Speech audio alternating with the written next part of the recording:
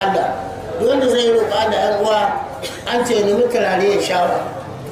ya sa kaya masu kyau ya nemi sabuwar tabarma inda kwa in babu shi dai ya gabatar da sadaka ana son karkawa da roƙa Allah ka yi sadaka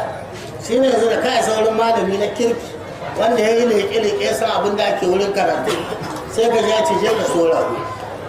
in ka kawo aka yanka kamar da bauniya waɗi cikin hayatul hawanil kubra cikin babu ya kabalasa ya ce duk wanda bukata ta dame shi duk bukata in ta dame ka ka samu dankare da rago wani wato sai ka yanka ka kasa shi sattin amma kai da kawa kashi guda ne ka raba mu bayan Allah ka ga da Allah zai biya bukata ko ya kare daga dukkan sharri amma ka ga mai karamin karatu sai ce ba inda aka ce ana yanka ba ga mu ta tawa yawa gare su ba